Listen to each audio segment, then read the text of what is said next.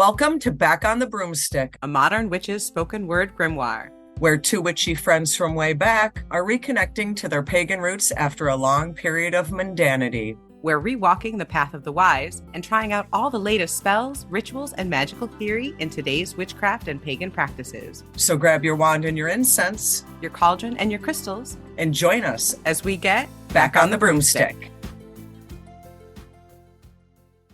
Hi, and welcome to Back on the Broomstick. I'm Layla, and this is another episode in our quest for a powerful Spellcraft Summer. Beaches and bikinis have a carefree vibe, but that's certainly not the feeling of this summer.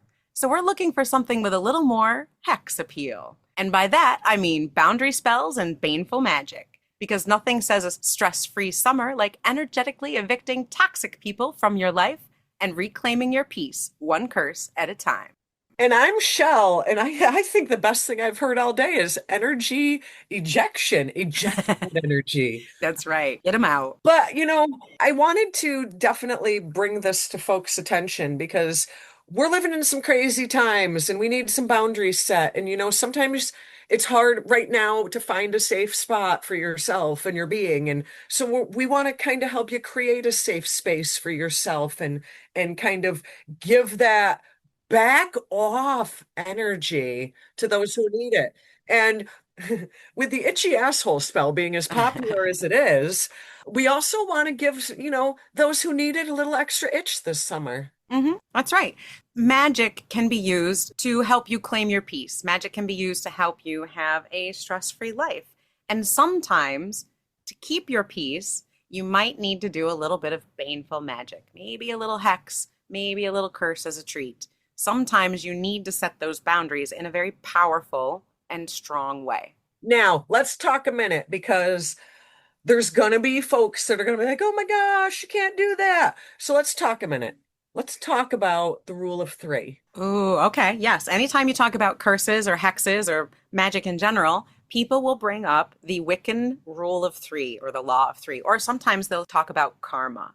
Now, I just want to point out something that you just said that may just kind of fly over people, but the rule of three is really kind of a Wiccan thing. So I think the biggest thing I want to point out first and foremost is folks that aren't Wiccan don't necessarily follow the rule of three because it's a Wiccan thing. That's right. The Wiccan read is a verse. It was written by Doreen Valiente in 1964, and it is 8 words the Wiccan read fulfill, and it harm none, do what ye will. And then it was written in a longer form by Lady Gwen Thompson in the early 70s. Love Lady Gwen, just saying. This has been around for a little while, and it's basically the idea that what you do, for good or for bad, will come back to you 3 or 10 times as strong. It's kind of loosely based on the idea of karma. And like the boomerang effect, what goes around comes around, man. But I gotta say, Layla, there are times where I am okay with what comes back around. Absolutely. And while Chelle and I don't necessarily believe in the rule of three, we have done an episode on this. We both do believe that what goes around comes around, and that Absolutely.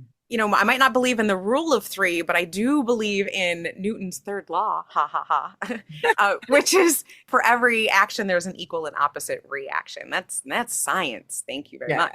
And I do believe that applies in magic. And just like in science, it's not exactly 100% true because there's things that will affect that. There's friction, there's gravity, there's mass. Things will prevent it from being equal and opposite. Same thing is true in magic. There are things that will prevent your spell going out from having an equal and opposite boomerang effect. Fate, wards, their magic, your magic, the time of day, the time of year. There's all sorts of things that could prevent that. Now, Layla, let's talk for a second about what would you tell, I've got my own answer, but what would you tell someone who says, but does that make me a bad person or a bad witch? Am I evil? For setting boundaries? Hell no. Setting boundaries is important. Taking Your care of yourself. therapist will tell you to set boundaries. That's right. Protecting yourself is important. And I very strongly believe that if someone hurts you, you have every right to handle that shit in any way you see fit. Or, I also apply that rules to my children. Same. Oh, yeah, absolutely. People that I love, if someone comes at you, you do not need to turn the other cheek. That is not always the right response. You don't want to see the other Gemini side of me. And while I am very much a go along and get along Aquarius, there are lines There and are people, lines. yeah, and you do need to process your anger. You do need to process your hurt. And people do need to get in trouble for what they have done. And sometimes that involves making sure that they get what they deserve. And just like when you punch somebody in the face or someone punches you in your face, justice isn't always linear and it's not always perfect. But we work with what we've got. There's a saying going around on Facebook, and I love it so much. Have the day that you deserve. That is a beautiful hex. I love that. And if you deserve great, you get great. And if you deserve shit, you are getting a heaping pile of steamy shit. Exactly. And a lot of the magic that we're going to talk about is magic that is definitely fueled by the recipient, by the recipient's actions. Curses and hexes, part of their power comes in the belief of them by the recipient. Right. And part of their power also comes from the actions of the recipient. A lot of these are sour jars or mirror spells or have the day that you deserve spell, which is like a Yep. mirror spell. It's basically bouncing their own energy back to them. So they really do kind of get what they give out. Absolutely. And just because you are setting boundaries and creating kind of a safe little bubble for yourself, that doesn't make you a bad person. And putting it out to the universe that you want someone to get what they're putting out back, that's not making you a bad person because you're just asking for them to get what they are putting out. If they are putting out sunshine and roses, they're going to get that all day long. It's up to them what they get back. And if you have been wronged and you decide you need to be the dark goddess of revenge and vengeance, Rock on with your bad self, man. That's what I sometimes that say. happens too. Sometimes that's necessary. Now, most of the time, again, hexes and curses, the way a lot of practitioners will use them is more, like we've said, is boundary setting, is protecting themselves. And a lot of these are, you know how they say like an ounce of prevention is worth a pound of cure? Yes. This is like your ounce of prevention. There you go. Set up your wards, set up your protections. And that's why you should kind of practice your wards and protections, even if you don't need them. Practice setting circles, practice setting boundaries, practice talking to the energies around you for protection, especially when you don't need them, because you need to learn to swim before you're drowning, kind of thing. Exactly, exactly. And I think one thing that I kind of like about this is this time of year, especially with what's going on in the world right now, especially, we need to kind of all create our own little safe spaces. And that's how we're going to stay sane through this. All right. So you said safe space, and that kind of reminds me, I have a little story for you. Oh my God, Layla's making a left turn. Again, I'm doing it again. You've taught me well. You taught me Yeah. well. I'm all into the left turns now. But this is on topic, I promise. Many years ago, my mother worked in an office that had one person in particular that was very disruptive to the whole group. So this was a group of about 10, 12 people who worked in one large room, no walls or dividers or anything. And this one particular person caused everyone to have bad days regularly. That toxic coworker. So my somewhat witchy mother came to me and said, is there anything that you can think of that would help this person leave? Because she didn't want a promotion. She didn't want to move jobs. She loved where she was. She had been there longer than anyone else and often said she would never leave that office. So mom wanted to know anything we could do. I said, this is the perfect opportunity for some hot foot powder. Hey. Yeah. Hot foot powder mostly comes from hoodoo and root work. It's folk magic, so you'll find it in all sorts of different American folk magic traditions. And basically the idea of hot foot powder is to have somebody get up and go. Either they can't cross the hot foot powder to get to your house, they just feel restless and need to leave. Or if you put it, this is a type of foot track magic, so if you put it in where their feet go, it will cause their feet to get hot and itchy and make them want to move along. So I combined a little bit of hot foot powder with a little bit of road opener, with the idea being that this person needs to leave where they're at and go someplace else where they'll be happier. Which, there's nothing wrong with that. Perfectly fine. You are not harming, you are not putting any bad shit out to someone. You're Right. just helping them get up and move along, my friend. That's right. So this is still a hex. This is still a light little curse, but the idea is to bring peace and harmony to the office. So this worked. What my mother did is, with the help of other people in the office, for 3 days before this person came in, they sprinkled the hot foot powder under her desk where her feet go. I love your mother so much. Wouldn't you know it? By the end of the third day, a job was posted in another building, and this woman was so excited. The woman who vowed never to leave this office jumped at the chance to take this job in another building and got it and left. Now, it worked so well that people in the office decided to come and ask for more hot foot powder. And of course, it kept working. The next person, I believe it took about 5 days, and their spouse got transferred, military spouse got transferred across the country. So they left as well.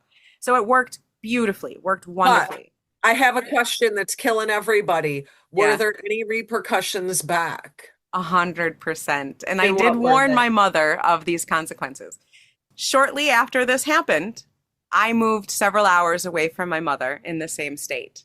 And then very quickly after that, I moved across the country. Coincidence or consequence to what my mother was putting out, the magic that she was putting out there? I don't know.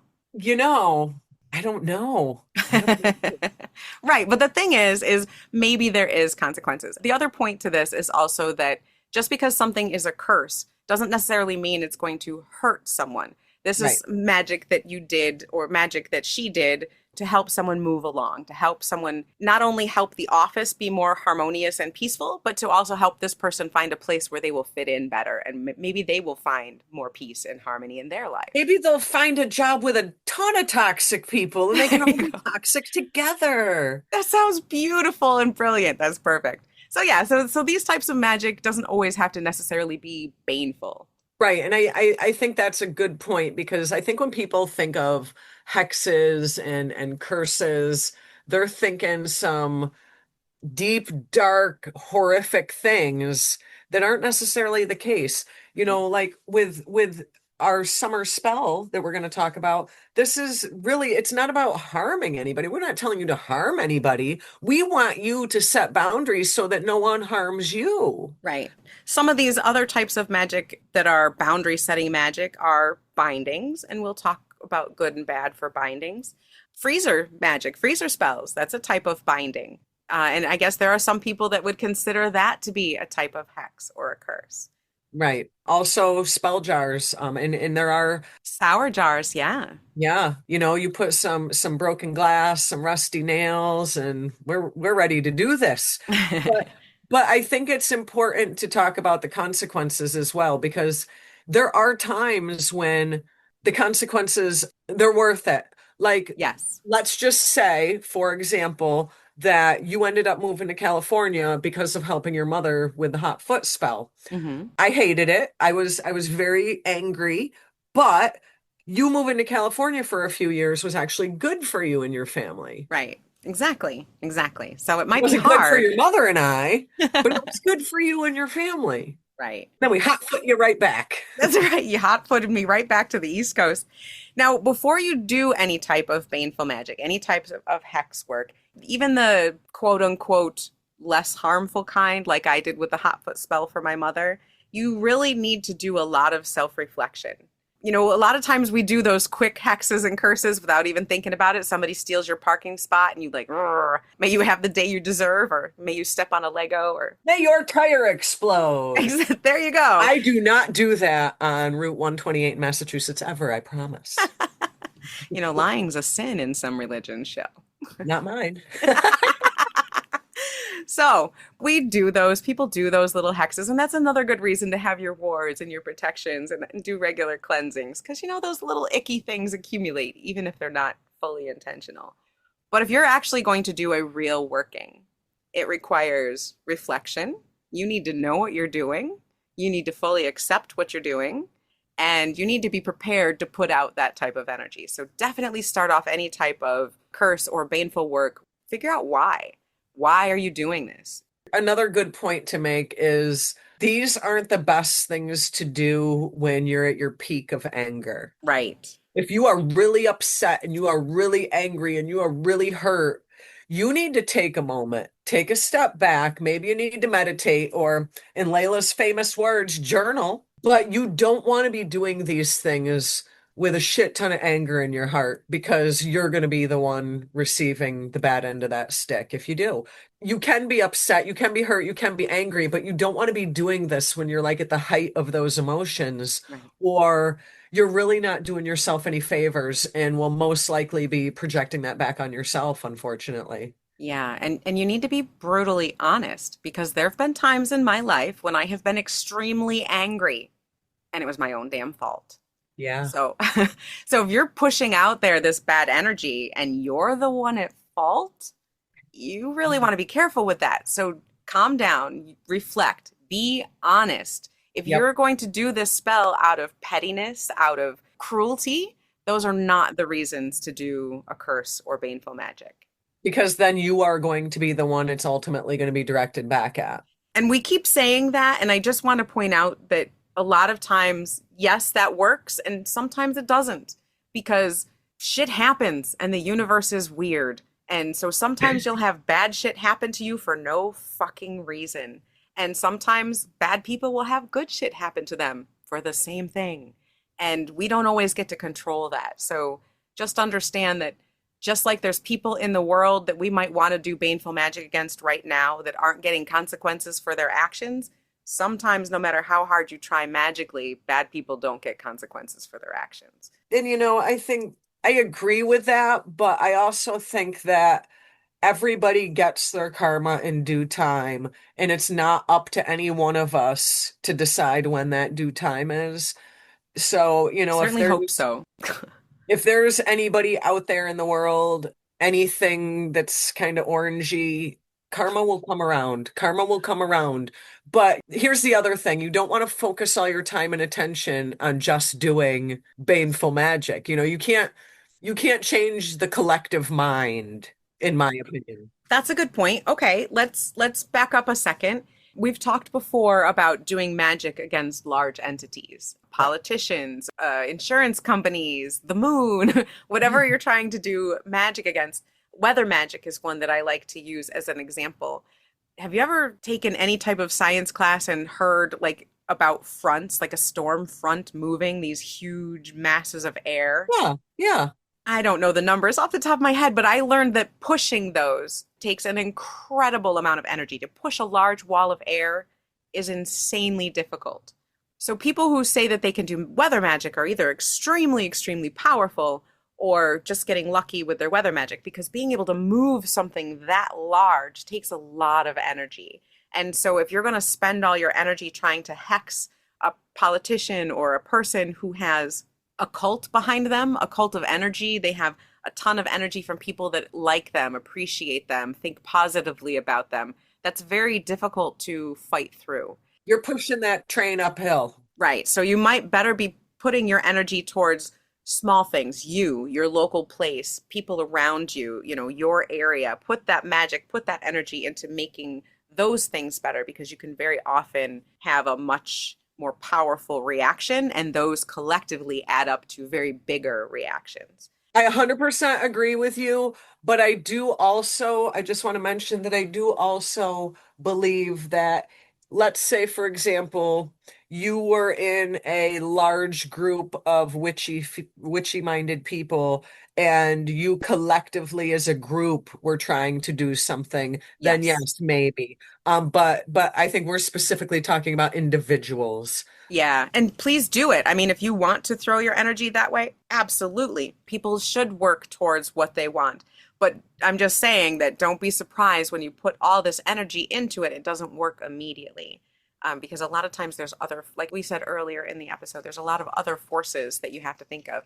Think of it with science. There's friction, there's gravity, there's mass. You got to worry about all of that. All I can think of is sometimes it's like a drop in the ocean. One drop isn't necessarily changing the collective. Right. Or that old Ozzy Osbourne episode where he's trying to build a bonfire on the beach and the tide's coming in and he's back, ocean, back. You can't fight the tide sometimes as much as you might want to. I remember that. And he's like arguing with the ocean. I love Ozzy. I feel like I've argued with the ocean before, so I totally get it. Yes, I have absolutely argued with the ocean, and everyone needs to have their own argument with the ocean and succeed or fail and figure that out for yourself because there's sometimes when tilting against that windmill is 100% worth it to you. Absolutely. Just remember that, you are going to sometimes get back, you're going to have the day you deserve as well. And I think that just because you're doing any baneful magic or any type of hex work, if it's warranted, I wouldn't be so concerned about the boomerang effect because if you are coming from a place of pureness, you're good, man. People will talk about adding on the end. If this comes back to me, may it only come in wisdom and strength or something like that. Or may the energy I put out only return in beauty and That's like me power or going to something. Walmart and expecting everything to fit perfectly from the shoulders to the arms to the waist to the hips. Like, It can help. I mean, that intent can help build a little barrier around you. It certainly can. but it's not the end all be all. Right. All right. So let's talk a little bit about what you should do before you cast baneful magic, before you cast a curse or a hex.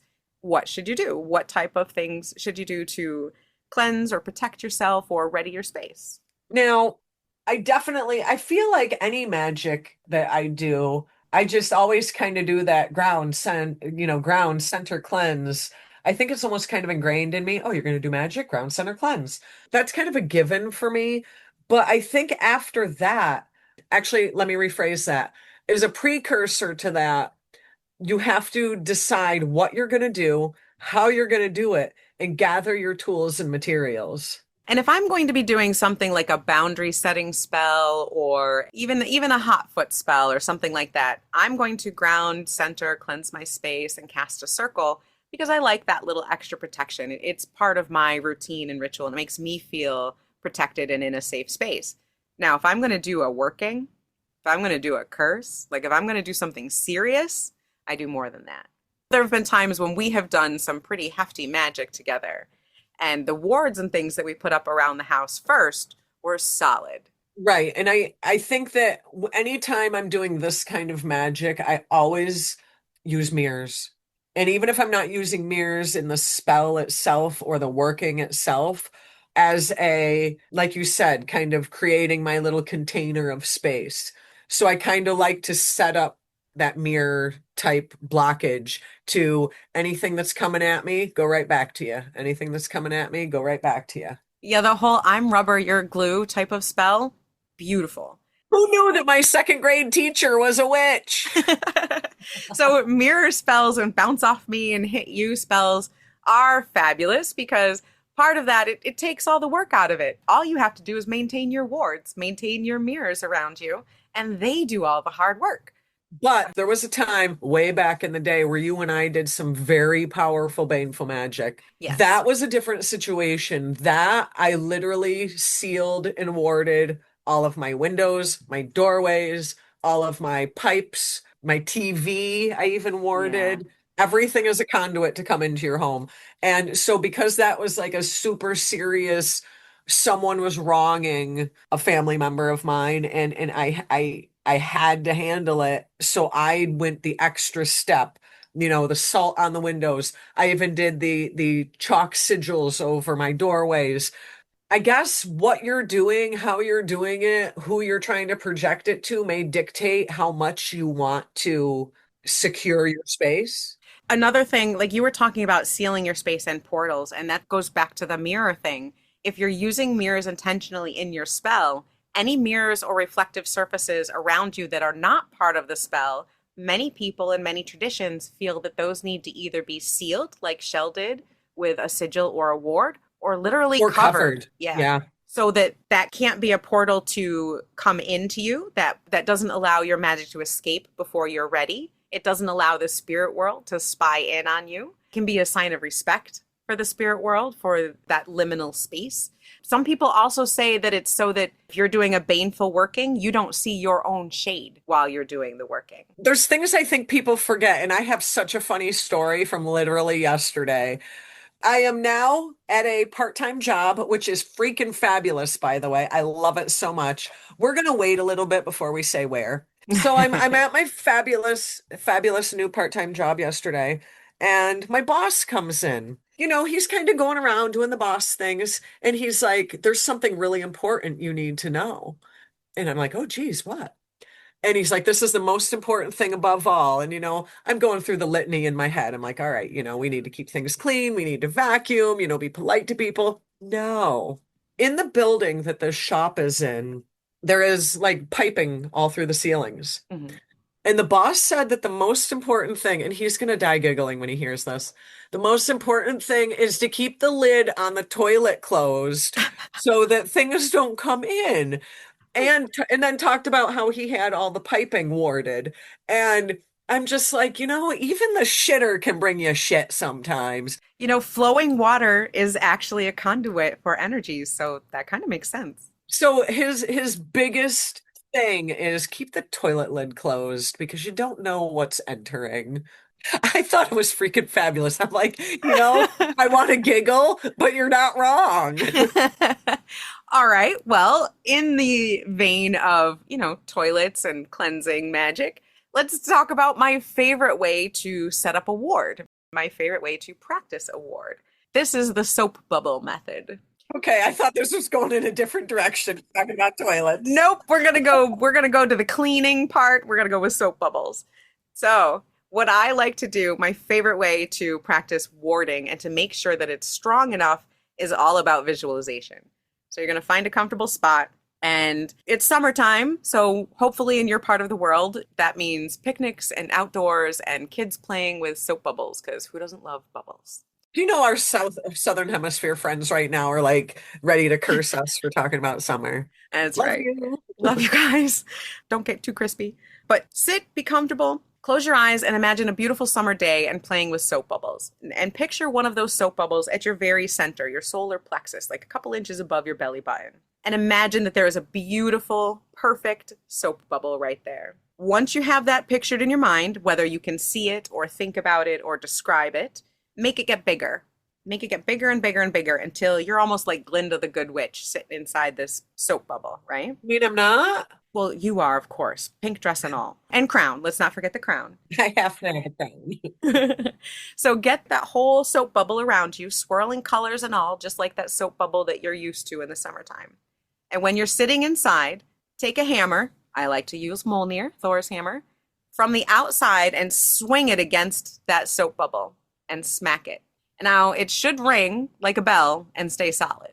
If it breaks or pops, you have to start over again. See, now when I visualize this, because you and I have done this for years, when I visualize this, I visualize the hammer just bouncing off and the whole bubble going ripply, ripply, ripply, ripply, ripply. But I'm a weirdo. Exactly. And that's exactly what it should do. It should react like it got hit, however that looks to you, but it should not break.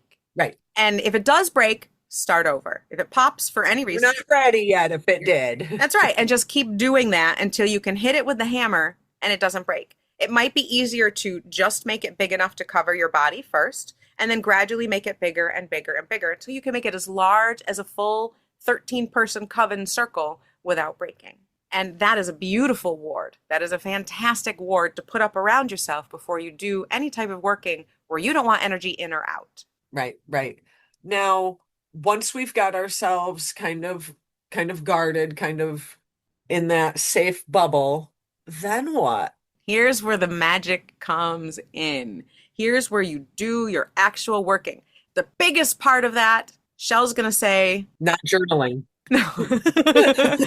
No. What would you say the biggest part of a spell is? Intention. Yes, Chelle's going to say intention. Intention. And I'm going to say energy, which I think is both of us saying the same thing a slightly different way. Tomato, tomato. Your energy, your intention, you have to say what you want and then you have to power it. That's what we mean by intention and energy. Say what you want, push the power into it. So what you're saying is there's steps to this?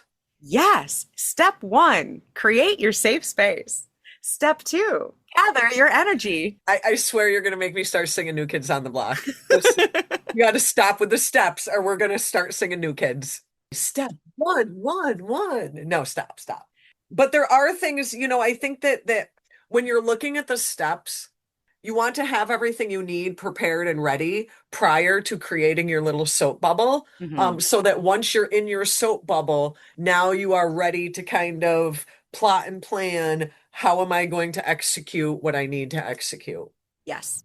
Now, for back the fuck off type spells, for spells to protect your peace and protect your boundaries, The ingredients are surprisingly literal. If you know what something does, sympathetic magic will tell you what it does magically. Yep. So that's why when you see sour jars and hot foot spells and things that are designed to keep people away, you'll see peppers, Scotch bonnet peppers, chili peppers of all types. You'll see garlic. You'll see gross things, bent nails, nasty nails, Broken glass. urine, blood, spit, dirt. All kinds of yuck stuff. That's right. Because you don't want to be around yucky stuff. Right. Makes sense. So Exactly. that's why these things have all those nasty things in it because you want to repel someone. You want to repel their energy, push it away. Another big thing I like when I'm doing this type of magic, I always like to use something, and I know you talked about the rusty nails and the broken glass, but I always like to use some type of, for lack of a better word at the moment, a herb type thing, a natural thing that's pointy, whether it be stinging nettle or rose thorns or whatever the case may be, kind of like that. In my mind, it's like I use those things to kind of create like a prickly barrier around me so that you Yes. can't get close enough to me or you're getting stabbed.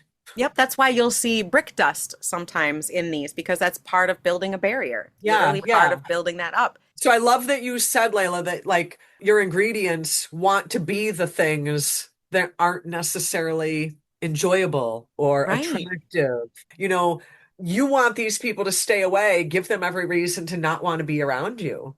right.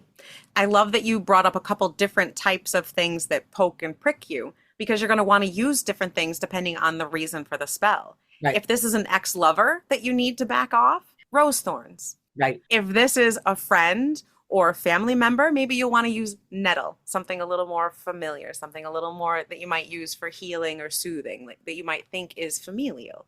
You kind of make those correspondences. And we'll have another episode where we talk about correspondences and things, but that's very, very important when it comes to baneful magic. And it goes back to my famous last words. Your ingredients combined with your intention is going to equal your result. So if you want someone to literally shut their mouth, maybe you'll grab a cow's tongue Yeah. and use that and you'll put sharp, pokey things in that. Or maybe you'll literally sew it up.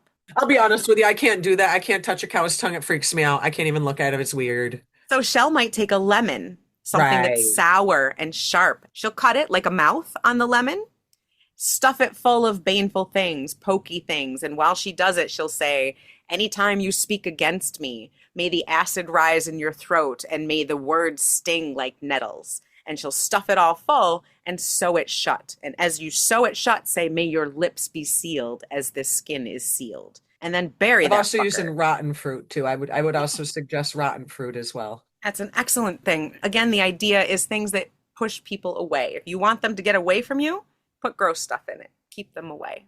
Now that I have relocated to a more ocean environment, I've also done a couple of things with writing some things on paper, putting some intention into paper, and then putting it in the water when I know that we're on the brink of high tide being over and it kind of more transitioning to low tide where the water's being pulled away from the coast. And have written some things on paper and put it in the water at that particular time, and then have the ocean just pull it away from me. I love that because that's another example of letting the mother take care of a problem for you. You're basically saying, hey, mom, I have this issue. Could you please take care of it for me? And so putting it in the water, writing it on a leaf and burying it in the dirt, depending on how you get rid of it, is going to determine how it gets taken care of.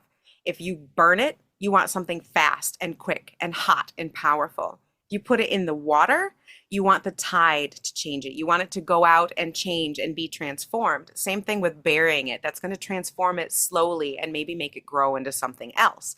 So depending on how you get rid of it, how you let the mother take care of it, that association lends itself to your spell. It gives it a little bit of that energy. Now, say you don't live near the ocean. Like if you would have said this to me 10 years ago, I would have been like, but I don't live near water, man. I'm in the trees.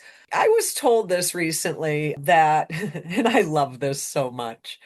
When you are using the restroom and you're having a moment to yourself in the restroom, think about the person or the thing that you're looking to get rid of while you are handling your restroom business. And then as you are using your toilet paper, wipe that person away and then flush them. Shit them out and flush them, folks. Shit them out and flush them. I've seen that go one step further where you write the person's name on the toilet paper before you wipe with it. I was going to say, I hope not after. No, gross You gotta things. do what you gotta do. You gotta do it Gotta, sometimes. gotta do. But yeah, getting rid of something down the toilet, Flush them flushing away. them out of your life, throwing them in the garbage, throw Yep. those spell remnants in the garbage because that's where you want that person or that energy to go. So think of what it means for that correspondence. These are some more like protect your space energy, like putting someone in a freezer or binding someone. In one of our episodes not too long ago, Chelle, you said something that one of our listeners asked about, and that was you said, I don't want to be bound to everyone. Don't do a binding all the time because you don't want to be bound to the whole world. So could you Right. explain that a little bit? You know, I've never been big on binding spells because maybe it's just the way I think about it, but I feel like it creates something that I don't want to create. It creates a tie that I don't want. Why the hell would I bind you to myself if I'm trying to get rid of you? All right. So what Chelle's talking about is when we were taught about binding spells, this goes back to consequences of your actions and Yep. consequences of magic. Now, when you bind someone, very often in the spell, you're literally tying them. In the practical magic, she says, I bind you from harming yourself or others. I bind you, whatever your name was, from harming yourself or others. And you're wrapping a cord around it and tying it.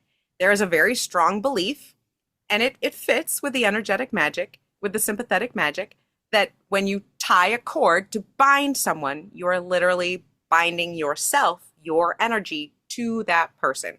So what Chelle means is if you do a binding to prevent someone from harming or whatever you're binding them from or to, I feel like I'm now tying myself to that person. you have now bound at least a little bit or a lot of it of your energy to that person. So you are now bound to them for good or for bad in some way. And No, so, thank you. right. And so a lot of witches won't do bindings for that reason unless it's really necessary. They'll do some other type of magic to keep Right. their energy separate. And that's definitely how I feel because I have always been of the thought that why on earth would I bind even a tiniest little piece of myself to no, no. Freezer spells are similar because although you have frozen them and stopped them, they're still in your freezer. Right. If you ever move or you need to clean out your freezer or you need a new freezer, now you've got to do something with them. So that's not getting them out of your life. That's just kind of pausing things for a little bit. Right. Freezer spells to me are more for a pause when you need something to cool off, when you need something to wait for a little while you handle something else or get into a better place and then deal with them. It's not a forever thing. See, I've done freezer spells on family because sometimes you're like they're your family and you can't get rid of them, but you need them just to shut the hell up. So yeah, no, I'm all for freezer spells on family, but I wouldn't do freezer spells on random people for the same thing. I'm trying to get those things out of my life, not keep them literally in my fridge. Yeah, I tend to do freezer spells on certain family members every Thanksgiving. And then I pull them out after. Thaw them out after. That's right. After I've had to deal with them, then I thaw them out. Works like a charm. Sometimes they don't even go to Thanksgiving. So I don't think those are permanent. The other one that I see a lot of people do is the candle cord cutting spell, which, not really a hex or baneful, but it is protecting your peace magic. But a lot of times they do it very much like a binding. Instead of cutting the cord and being done with it, they obsess over it. And attach it to themselves for longer. That's right. How did this burn? What does it mean? What does this wax mean? Why did it do this? Why did it do that? Not everything has a meaning. Not everything happened because of whatever. Sometimes it just is. And more importantly, when you cut the cord, you're not supposed to obsess over the whys and the hows and what does it mean. You're supposed to cut it and be done and just get rid of it, not think about it anymore. And exactly that goes literally back to my whole thing on intention. So if you are focusing like, oh my God, the wax looks like a bird, or you're focusing so much on this cord cutting, are you really cutting the cord? Right. Or are you really binding it to yourself? Exactly. So when you do these things, be clear on your intention. Know exactly why you're doing it and make sure that what you're doing in the spell follows the intention. Because if your intention is to do a cord cutting, Cut the damn cord and be done with it. but what you're doing in the spell is still thinking about them and talking about them and asking about them, that's not really a cord cutting. So make sure that what you do in the spell makes sense with your intention. And I think that goes right back to you need to take that time prior and kind of reflect and come at this from a place of clarity and not a place of hurt and not a place of anger or whatever. Mhm. This is where, the whole meditate on it, think about it, spiritually plan this out in your head before doing it so that you're not being contradictory in your magic. Right, right. And sometimes doing the spell can be a way to come to terms with those feelings. Maybe you have a lot of anger and fear and rage built up, and you need to channel that energy in a better direction to heal yourself and to take care of yourself. And so you can direct that into something. Say you're really upset over the way a court case turned out. Maybe you're worried about your job. Maybe you're up for a promotion and you don't know what's going to happen and you've had some issues at work, but you really want this promotion. And your boss is a complete douchebag and is constantly on your case, and you want them to back off for a little bit until this promotion goes through. So maybe you make a puppet of this person. They're constantly on your case. They're mean to you. They say belittling things to you, and you really need them to back off. So you make a puppet of this person, and you channel into that puppet all of your anger with them, all of your frustration. Maybe you say to them all the things that you can't say at work and tell them to back off and leave you alone. And then pin their hands together, cover their mouth with a little bit of tape so that they can't talk against you. I was literally just thinking duct tape. Duct tape their feet so that they can't walk across your path and cause problems. Put all of that anger and that energy into that.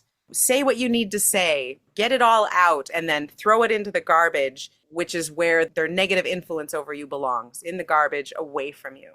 That can help you keep a boundary. That can help you keep your peace at work. And that can help to put up a wall between you and that person to try and prevent their energy from affecting your energy. And doing that can also help you from not obsessing over the issue and being counterproductive to your spell. Exactly. If you're constantly worried about what this boss might say or what they might do at work, that's going to create an unhealthy energy for you and unhealthy feelings at work. So if you can channel all of that into a spell, just like Chelle said, that'll give you much more peace of mind at work.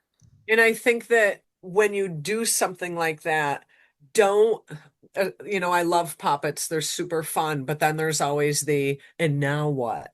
When you are making things, whether it be a puppet or a spell jar or a sour jar, whatever the case may be, there's and then what? And now what?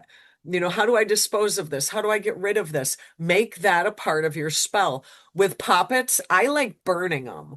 I make a puppet, I do what I need to do with it, and then I cap it all off with lighting that shit on fire. Fire, fire, fire, fire. Fire, fire, fire, yeah. I think the last step of it is and then what? What are you doing with either your puppet or your jar or, the piece of paper you've written on? It's the and then what piece. I think burying things, burning things. I love burning things. Definitely make it part of your spell. I love that you said that because so many people wonder, well, what do I do with the remnants of the spell? You should have thought of that before you wrote the spell. Right. And I like it to match what I want to happen. Like we talked about a little bit earlier. If you're burning it, that's making something happen fast. That's putting it out to the universe. That energetically it's destroying it very quickly. Maybe something needs to die in a fire, and that's your energy.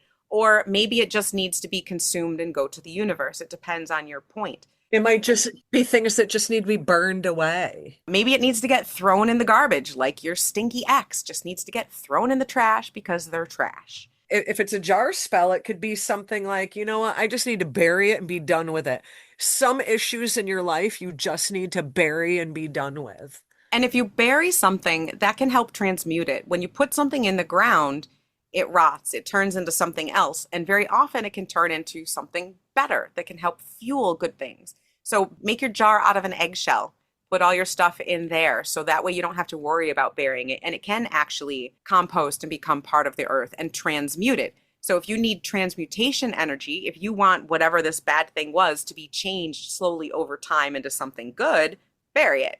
If you need it to be pulled away and washed in the ocean, put it in running water because running water will move something along, move things forward, or move it away from you. Put it in the toilet. Again, if you need that running water to pull it away from you, but it's also kind of shitty, put it in the toilet to get rid But if of. you need fast action, Fire. fire. Please be safe, folks. That's right. And if you make a jar, like in an actual jar, those are supposed to be long-term spells. If you're burying an actual jar, that's usually something on your property that you're going to be steward of for a long time, not something you're just going to put willy-nilly out in the woods. And also, jars are mostly for visual spells. You put the spell in Right. there to have a certain look to it so that whenever you look at it or someone else looks at it, it reactivates and repowers that spell.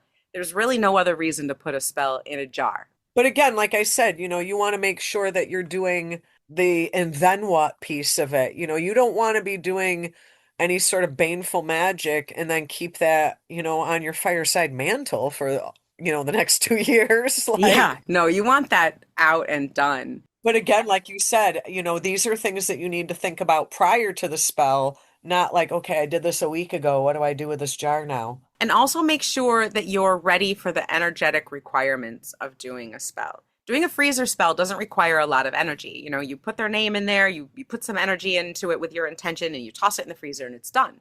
But some of these bigger workings, somebody wronged you, and you need to make sure that they get out of your life and don't hurt you or anyone else ever again. You're gonna need a little more energy than that. Yeah. Yeah. So be prepared for the drawing in of that energy and the channeling of that energy. And that's not usually something that a beginner is ready for or capable of. So do smaller spells first, practice, get used to handling that energy, get used to the feel of that energy before you try to do a bigger working. Going back to our episode on energy work, you really you need to be able to work with that energy. And if you are new, then you need to maybe focus a little bit on energy work first before you start jumping into baneful hexing. Yeah, exactly. And protecting yourself, casting the bubble of protection, creating safe space, all of those are part of baneful magic, but they're all part of all magic. And so Right. practicing those parts will get you stronger for the rest of it. And that kind of goes back in the beginning when we said like preventative protection magic is important, even if you're not being attacked right now, because you don't want to have to learn to swim when you're drowning. You want to Right. have those skills now when you're safe before you need them. You know, I have heard this, I think, since pre-K, and it's not wrong. Practice makes perfect. So You true. know, practice creating your little soap bubble. Practice putting up your mirrors and your wards and all of these things. Because, like you said, you don't want to have to be floundering when the moment comes where you need these skills. Yeah, and a lot of us have that one coworker or that person in the play group or the cooking class on Wednesday nights or whatever. There's that one person that constantly has negative energy and is shooting daggers, and you just need them to back off. Yeah. So put up those energies, practice putting up those mirrors and those wards to bounce that energy back to them and protect your peace, protect your space. So I actually came up with a spell. I was thinking of kind of a an eggshell jar. Hmm. And I had come up with some ingredients for my little eggshell jar. And this was kind of, along our theme of just kind of back the fuck off, man. I need a stress-free summer and you're killing my vibe. So what I came up with to put in my eggshell, I've got garlic. Now, because some of what I would maybe do this for could potentially involve a family member. So I do have rose thorns. So I got garlic, rose thorns, cayenne pepper, cornmeal, black salt, but I also put in an obsidian stone and a rose quartz with black salt Ooh, okay. The rose quartz has me intrigued. because like I said, this kind of involves, this isn't just some Joe Schmo off the street, a little more family oriented. So the obsidian is repelling negativity, and Hmm. then the rose quartz is to try to kind of foster and create a more loving atmosphere. Okay, so these are ingredients not to banish this person from your life, but more to get rid of the negative and foster more positive rose quartz loving energy. If I had to name this spell, I'd probably name it Stop Being a Douche, man. I love that. Like, how I have no other way to describe it than that. It's That's just awesome. All right, keep going. I love it. This is great. also with everything I do of this nature, I always include mirrors. So there's a mirror involved and either a red, purple, or black candle. Now, the red and the purple, again, kind of like with the rose quartz, I'm not trying to like make this person go away forever. I just need them to kind of take a step back and be like, huh, I'm kind of an asshole and should stop being that way. I would say red would be for adding a little extra power. Black would be for a little extra protection and neutralizing the situation. And purple could be for sovereignty, for you having control of the situation and for that person being more chill. And that's what I need. I need for this person to be a little more chill. So that's why for my particular one, it might seem weird that I'm using rose quartz as well as rose thorns. Makes sense. You can also replace those things with, say, stinging nettle or nails or, burdocks. I love using Hmm. burdocks because they like stick to you. They're prickly and stick to you. So it's like that love keeps on giving. Or that lesson. Burdock are great if they need to learn a lesson and have it stick. Exactly. So these are kind of components that I came up with specifically for the type of thing that I'm looking to do. But again, you can kind of replace anything out with something that suits you or your need a little better. Just because I'm using the rose quartz and the rose thorns, you might want to use no stones at all and all stinging nettle. Maybe you want to use sulfur. You can use match head sulfur you can use any type of urine, cat urine particularly. Cat poo and cat urine I find a lot in baneful spells. You can use vinegar. Vinegar is another one to get rid of somebody. I've seen people make like almost like a tea out of heating up vinegar and putting in baneful herbs, which just sounds awful. In a pinch before I've used Windex, not gonna lie. Clean them right out of your life. Plus, it's got that vinegar in it. It's great. Blue for chill. Perfect. I love Windex. But anything bitter, mustard seeds, screws, Licorice is a good one. and graveyard dirt. A lot of people will talk about using graveyard dirt. Quick disclaimer, don't take graveyard dirt if you're not allowed to be there. Like, please don't go to Salem and start scraping up graveyard dirt. You're going to get in big trouble, Like Big Trouble. right? But graveyard dirt from an ancestor is wonderful protection. There's all sorts of different reasons why you might take graveyard dirt and why it's really good. But it's very powerful, and you should do all sorts of things before you take the graveyard dirt. But instead of graveyard dirt, I have two different things that you can use that are a little less potent, but sometimes you might want that. Do tell. So you can take a little bit of dirt from a dead plant, shell. Hey, mine's living right now, by the way. Oh, good. All of them. So graveyard dirt can be substituted with dirt from a dead plant, or it can also be substituted with dirt that is under or near roadkill. Oh, that's a good one. I never thought of that. So those will work as well. One thing I used to use, I had one time I had this ex-husband who used to like pee outside all the time. He was a weirdo. I don't know. Can't explain it. And I have actually gone out before and dug out in the backyard of my house, dug up some of that dirt that had literally been peed in and used it. Against him or against someone else? Moving on. Caution where you leave your tag locks, people. So those are all sorts of wonderful things to put in the shell. So what else with your shell spell? Shell. Um, ooh, I like what you did there. Yeah, so smart. So the last piece of it was writing, and I had chose, and you know me, I do not ever write in black ink, but for this type of magic, I would write in black ink on the white eggshell. It might be a name, it might be a phrase, like it's an eggshell. It's not like you're writing out a whole spell on an eggshell here. So just something that's kind of poignant to that spell. For me, it would particularly be a name, but you could doctor it any way you want.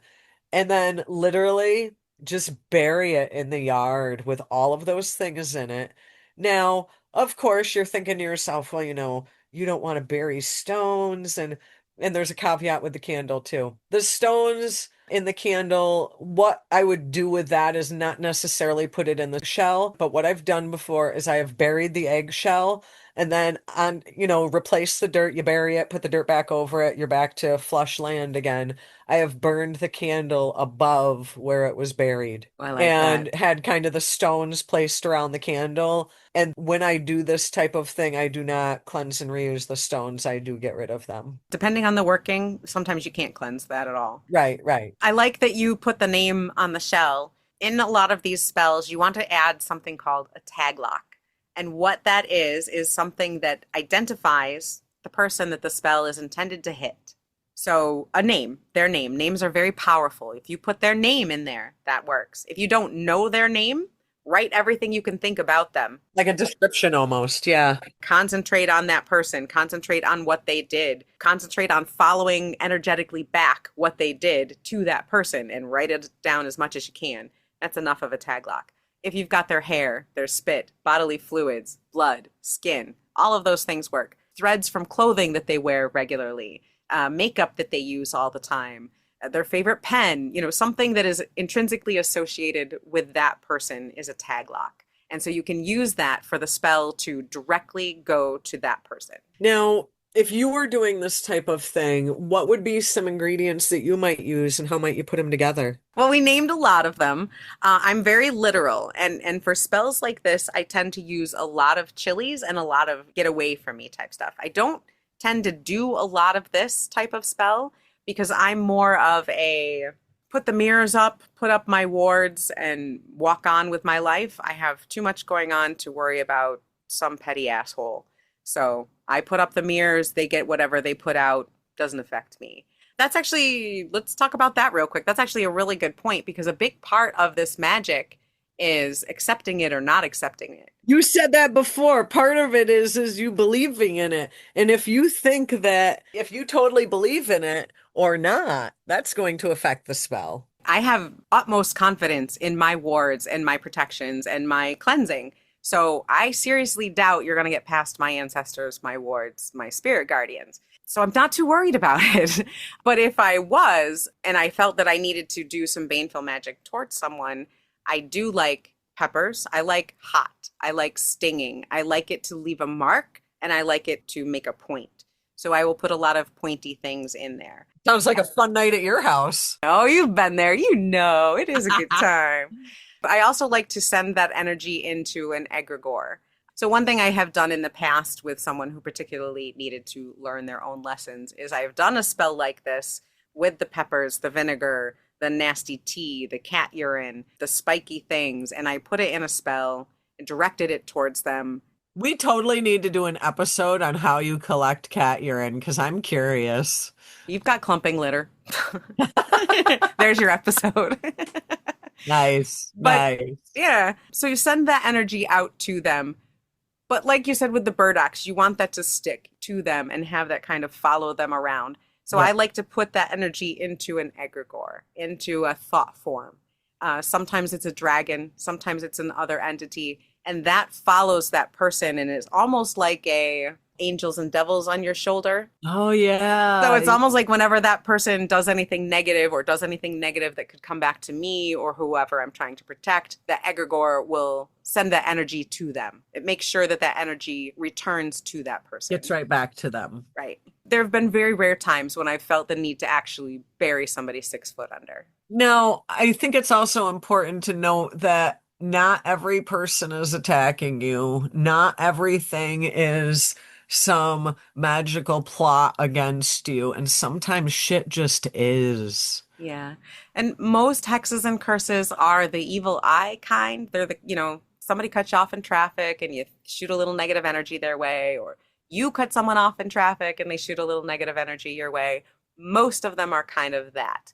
Small, can still hurt, can still cause problems, but to do a big curse or a big working, it requires sustained large amounts of energy. And you've got to decide whether or not that's worth your energy, because honestly, sometimes you're so caught up in the emotion of it in the moment that you think it's worth it, and it's just not. If you're giving them your time and your energy, you're also feeding into what they're doing. Right. So it's the same exact thing. You want to kind of put out that people are going to get back what they put at you, but in the same respect, you don't want to feed into their magic.